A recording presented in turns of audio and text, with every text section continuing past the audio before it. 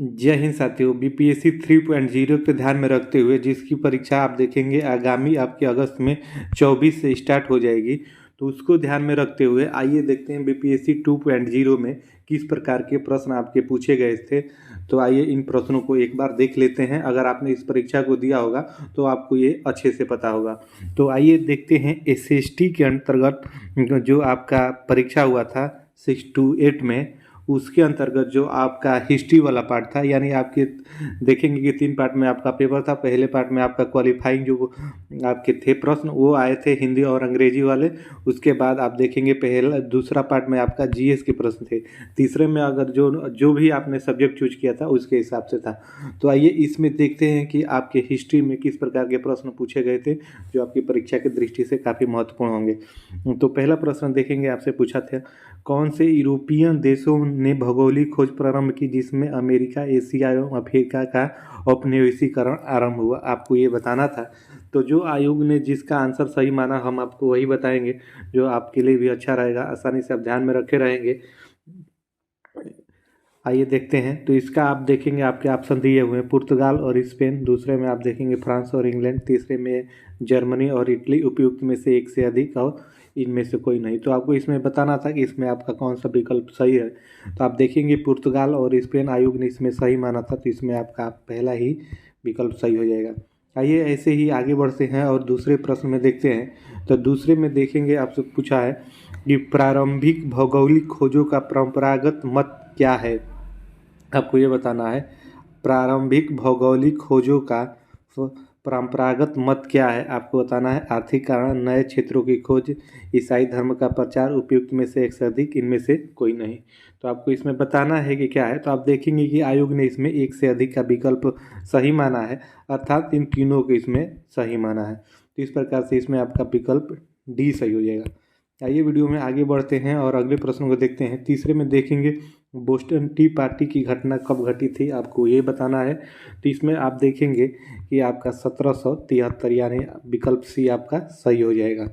इसके बाद आइए आगे बढ़ते हैं और अगले प्रश्न को देखते हैं। तो चौथे प्रश्न में यहाँ पे आप देखेंगे आपसे पूछा है कि अमेरिकी स्वतंत्रता की उद्घोषणा किसने लिखी। आपको ये बताना है जो अमेरिकी स्वतंत्रता की उद्घोषणा थी वो किसने लिखी, आपको इसमें बताना है।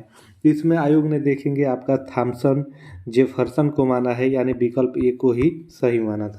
तो इसमें आपका पहला ही ऑप्शन सही हो जाएगा। दूसरे में देखेंगे पांचवें प्रश्न में देखेंगे, पांचवें प्रश्न में आप देखेंगे पूछा है फ्रांस की क्रांति से संबंधित बुद्धिजीवी थे। आपको बताना था कि फ्रांस से क्रांति से संबंधित कौन कौन से आपके समाज सुधारक थे। तो आप देखेंगे कि रूसो, मॉन्टेग्यू और वाटेलियर, और उपयुक्त में से एक से अधिक, उपयुक्त में से कोई नहीं। तो इसमें आयोग आप देखेंगे एक से अधिक, यानी विकल्प डी को सही माना है। तो इसमें आपका ये सही हो जाएगा। अगर आपने ये पेपर को दिया होगा, आपने इस परीक्षा को टच किया होगा, तो आपको अच्छे से पता होगा कि इस प्रकार के प्रश्न आपको आए थे और ये आगामी परीक्षा में भी आप देखेंगे काफ़ी हेल्पफुल साबित होंगे। आइए अगले प्रश्न को देखते हैं। ग्रेट डिप्रेशन यानी महामंदी काल था, कौन सा काल था आपको बताना है। आर्थिक समस्या, धार्मिक समस्या, सामाजिक समस्या, उपयुक्त में से एक से अधिक, उपयुक्त में से कोई नहीं। तो इसमें आपको बताना था। तो इसमें देखेंगे आयोग ने इसमें आर्थिक समस्या माना है, तो आप पहले ही ऑप्शन इसमें आपका सही हो जाएगा। आइए ऐसे ही आगे बढ़ते हैं वीडियो में और अगले प्रश्न को देखते हैं। तो सातवें प्रश्न में देखेंगे, यहाँ आपसे पूछा है कि झारखंड के क्षेत्र में उलगुलान विद्रोह के नायक थे। आपको बताना है जो झारखंड के क्षेत्र में उलगुलान विद्रोह के नायक कौन थे, आपको बताना है। तो उलगुलान विद्रोह को ही आप देखेंगे मुंडा विद्रोह कहा जाता है। तो इसमें आपका ऑप्शन बिरसा मुंडा हो जाएगा। मुंडा विद्रोह या उलगुलान विद्रोह दोनों एक ही बात है। तो कंफ्यूज करने के लिए आप देखेंगे बस अलग नाम दे दिया है। तो इसमें आपका ऑप्शन पहला ही बिरसा मुंडा सही हो जाएगा। आइए आगे बढ़ते हैं और अगले प्रश्न में देखते हैं। अगले प्रश्न में देखेंगे भागीरथ माझी के नेतृत्व में सफा आंदोलन किस जनजाति से संबंधित है। ये भी आप देखेंगे बिहार से संबंधित ही प्रश्न है। आपको बताना है कि भागीरथ माझी के नेतृत्व में सफा आंदोलन इस जनजाति से संबंधित है। तो ये आप देखेंगे ये संथाल जनजाति से संबंधित है। तो इसमें आपका ऑप्शन बी सही होगा। आइए आगे बढ़ते हैं, अगले प्रश्न को देखते हैं। अगले में देखेंगे आपसे पूछा है ब्रिटिश काल में भारतीय हस्तशिल्प शिल्प उद्योग के पतन का कारण क्या था? आपको इसमें बताना है ब्रिटिश काल में भारतीय हस्तशिल्प उद्योग के पतन का कारण क्या है। तो आप देखेंगे कि इसमें भी आपका उपयुक्त एक से अधिक आपका ऑप्शन सही हो जाएगा। मशीनी निर्मित वस्तुओं की प्रतिस्पर्धा ये भी है। अब भारतीय देखेंगे भारत में ब्रिटिश सरकारी दमनकारी नीति ये भी सही है, और भारतीय वस्तुओं पर अत्यधिक कर ये भी सही है, यानी तीनों सही है। इसलिए इसमें आप देखेंगे एक से अधिक वाला विकल्प आपका सही हो जाएगा। आइए वीडियो में आगे बढ़ते हैं और 10वें प्रश्न में देखते हैं। इसमें देखेंगे आपका है औपनिवेशिक शासन में भारत में कौन सी आपकी शासन प्रणाली लागू की? आपको ये बताना है औपनिवेशिक शासन ने भारत में कौन सी राजस्व प्रणाली लागू की, आपको बताना है। तो इसमें भी आप देखेंगे अस्थाई बंदोबस्त, रैयतवाड़ी और महलवाड़ी, ये तीनों हो जाएगा। तो इसमें उपयुक्त से एक से अधिक वाला ऑप्शन इसमें आपका सही होगा। आइए आगे बढ़ते हैं वीडियो में, अगले प्रश्न को देखते हैं। अगले में देखेंगे आपसे 11वें प्रश्न में पूछा है लेनिन के द्वारा मांगी गई मांग को अप्रैल थीसिस कहलाती है, क्या है आपको ये बताना है। तो इसमें भी आप देखेंगे उपयुक्त में एक से अधिक वाले विकल्प को आयोग ने सही माना है, तो अर्थात इसमें ये और ये इन दोनों को सही माना है, इसलिए इसमें आपका एक से अधिक वाला विकल्प सही हो जाएगा। आइए अगले प्रश्न को देखते हैं। अगले में देखेंगे आपसे पूछा है निम्न में से कौन सी सिविल कोड 1804 या नेपोलियन कोड से संबंधित महत्वपूर्ण विशेषता है, आपको ये बताना है। तो इसमें भी आप देखेंगे उपयुक्त में से एक से अधिक वाला विकल्प सही होगा, यानी ये और ये इसमें भी आपका सही है। आइए आगे बढ़ते हैं और 13वें प्रश्न में देखते हैं। अब 13वें प्रश्न में देखेंगे पूछा है सुभाष चंद्र बोस ने किस स्थान से दिल्ली चलो का अपना प्रसिद्ध उद्घोषणा किया, आपको ये बताना है। तो ये आप देखेंगे सिंगापुर से उन्होंने किया था, तो इसमें आपका ऑप्शन सी सही हो जाएगा। अगले प्रश्न में देखेंगे, अगले प्रश्न में आपके 14वें प्रश्न में आपसे पूछा है यहाँ पे कि किस कांग्रेस सत्र में असहयोग आंदोलन का संकल्प लिया गया। आपको संकल्प के बारे में बताना है कि किस सत्र में ये आपका संकल्प लिया गया। तो आप देखेंगे ये जो नागपुर का सत्र हुआ था उसमें ये संकल्प लिया गया था, तो इसमें आपका ये ऑप्शन सही होगा। ऐसे ही आगे बढ़ते हैं और अगले प्रश्न को देखते हैं 15वें की। तो इसमें आप देखेंगे भारतीय राष्ट्रीय कांग्रेस ने किस सत्र की महात्मा गांधी ने अध्यक्षता की थी। आपको अच्छे से पता होगा कि जो आपका भारतीय राष्ट्रीय कांग्रेस है उसकी अध्यक्षता गांधी जी ने एक बार की है, तो वो कब की थी वही प्रश्न आपसे यहाँ बन गया था। तो आप देखेंगे कि बेलगांव 1924 में उन्होंने की थी अध्यक्षता, तो इसमें आपका बी विकल्प सही होगा। इसके बाद वीडियो में आगे बढ़ेंगे, अगले प्रश्न को देखेंगे। 16वें प्रश्न में देखेंगे आपसे पूछा है कि गांधी की प्रसिद्ध दांडी यात्रा को कौन सा आंदोलन कहा जाता है। जो गांधी जी की दांडी यात्रा थी उसे और किस नाम से जाना जाता है, आपसे यही प्रश्न में पूछा है। तो आप देखेंगे नमक के लिए आपका दांडी यात्रा हुआ था, तो ये नमक सत्याग्रह के नाम से जाना जाता है, तो इसमें आपका यही विकल्प सही हो जाएगा। आइए आगे बढ़ते हैं और अगले प्रश्न को देखते हैं। अगले प्रश्न में देखेंगे आपसे यहाँ पूछा है कि 1857 की क्रांति में किसने जगदीशपुर विद्रोह का नेतृत्व किया। आपको बताना है 1857 की क्रांति में जगदीशपुर ये आपका बिहार में है, तो पूछा है कि वहाँ से किसने आपका नेतृत्व किया था। तो वहाँ से आप देखेंगे वहाँ के बाबू कुंवर सिंह थे, तो इसमें आपका यही सही हो जाएगा, उन्होंने नेतृत्व किया था। अगले प्रश्न की बात करें तो अगले प्रश्न में देखेंगे आपसे यहाँ पे पूछा है किसने फॉरवर्ड ब्लॉक की स्थापना की। फॉरवर्ड ब्लॉक से आपसे यहाँ प्रश्न पूछा है, तो ये देखेंगे आपके सुभाष चंद्र बोस ने इसकी आप देखेंगे स्थापना की थी, तो इसमें आपका विकल्प बी सही हो जाएगा। ऐसे ही अगले प्रश्न की बात करें तो अगले प्रश्न में देखेंगे आपसे यहाँ पे पूछा है किसने वाक्यांश स्वराज हमारा जन्मसिद्ध अधिकार है इसकी रचना की थी, अर्थात इसको किसने दिया, आपको बताना है स्वराज हमारा जन्मसिद्ध अधिकार है किसने दिया। तो आप देखेंगे ये बाल गंगाधर तिलक का है, तो इसमें आपका ऑप्शन ये सही हो जाएगा। ऐसे ही अगले प्रश्न की बात करें तो अगले प्रश्न में देखेंगे आपसे पूछा है कि किसने अवध किसान सभा की स्थापना की थी। अवध किसान सभा की स्थापना किसने की थी, तो ये आप देखेंगे बाबा रामचंद्र दास ने किया था, तो इसमें आपका पहला विकल्प यानी ये वाला सही हो जाएगा। आइए वीडियो में आगे बढ़ते हैं और अगले प्रश्न को देखते हैं। तो अगले में देखेंगे आपसे पूछा है आनंद मठ की रचना किसने की थी, आपको बताना है। तो आप देखेंगे कि बंकिम चंद्र चट्टोपाध्याय ने आनंद मठ की रचना की थी, तो इसमें आपका ऑप्शन सी सही हो जाएगा।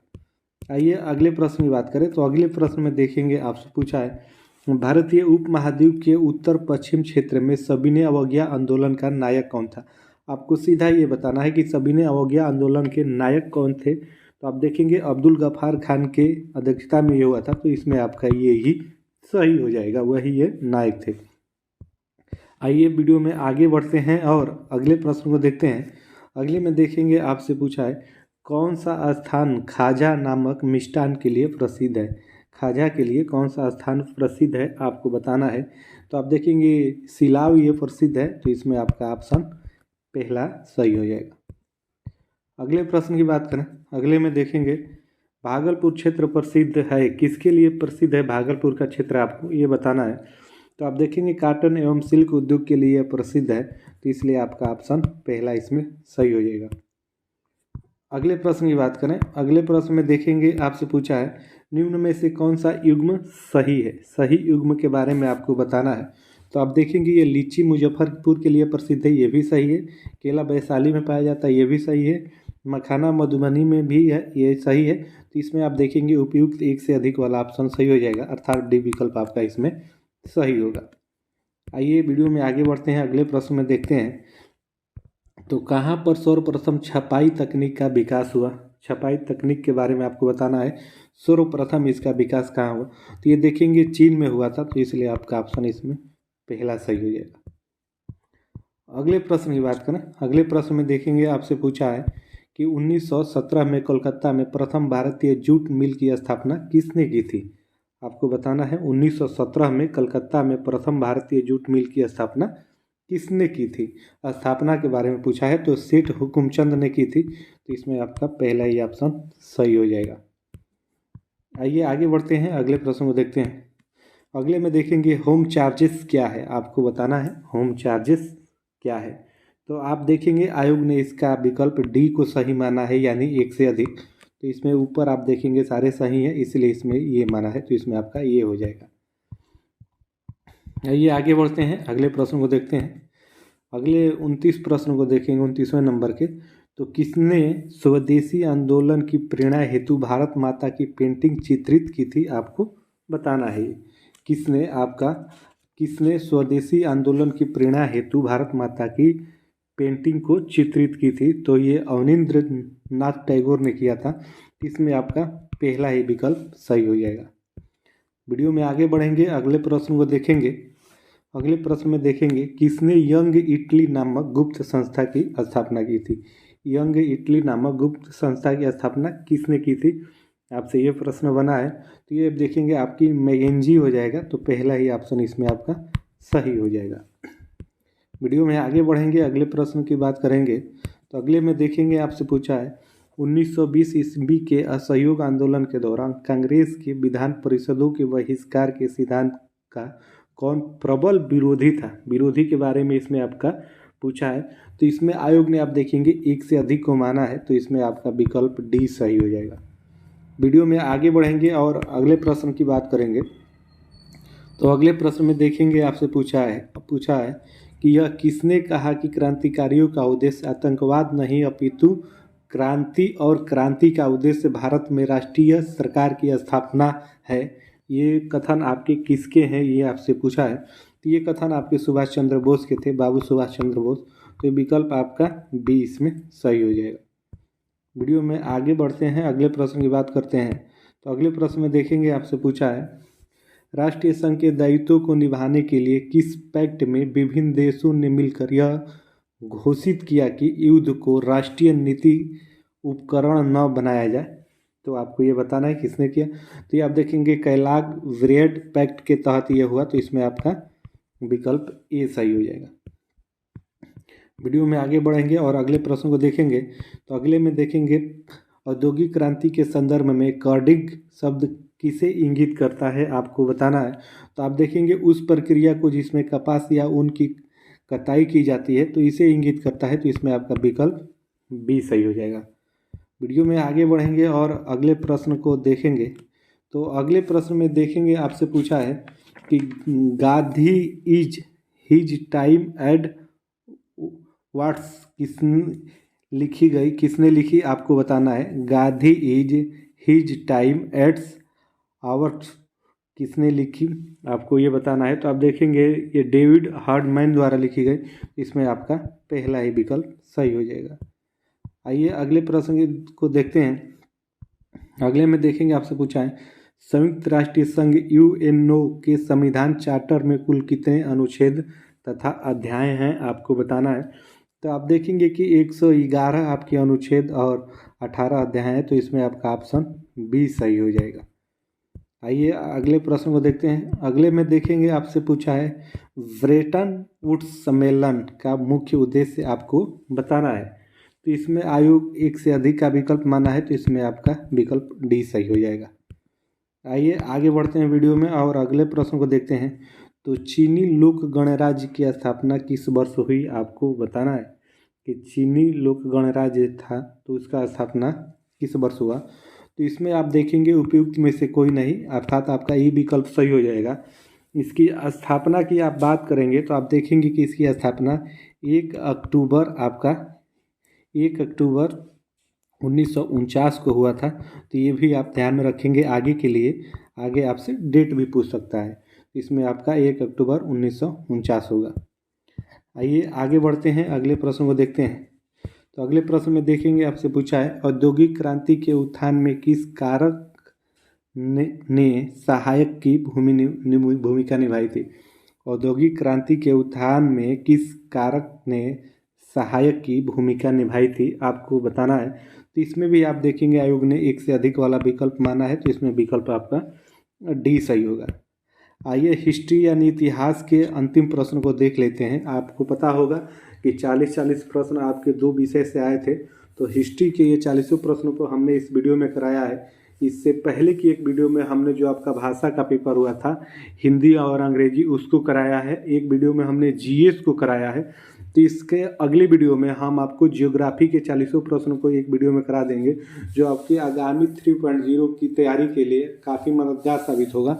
आपको एक जगह पता चलेगा कि किस प्रकार के प्रश्न आपके आए थे 2.0 में। तो आइए अंतिम प्रश्न की बात यहाँ पे कर लेते हैं। तो इनमें से कौन से अंतर्राष्ट्रीय न्यायालय में प्रथम भारतीय न्यायाधीश थे आपको बताना है। तो इसमें आपका BN राव हो जाएगा। तो आप देखेंगे कि हिस्ट्री के अंतर्गत पहले पार्ट में आपकी यही 40 महत्वपूर्ण प्रश्न आए थे। तो अगर 3.0 की आप तैयारी करते हैं तो इससे आप पता लगा सकते हैं, आप समझ सकते हैं कि किस लेवल के प्रश्न आपके पूछे गए हैं और आगामी परीक्षा में आपके किस प्रकार के प्रश्न पूछे जाएंगे। परीक्षा की तैयारी की दृष्टि से ये आपके लिए काफ़ी महत्वपूर्ण है। ऐसी वीडियो हम आपके बीच में लाते रहते हैं, तो इसलिए आप हमारे चैनल को सब्सक्राइब करके हमसे जुड़ जाइए, ताकि अगली वीडियो हम अपलोड करें तो उसका नोटिफिकेशन सबसे पहले आप तक पहुंचे। तो फिर मिलते हैं नेक्स्ट वीडियो में जियोग्राफी वाले पार्ट को लेके, तब तक के लिए आप सभी को जय हिंद।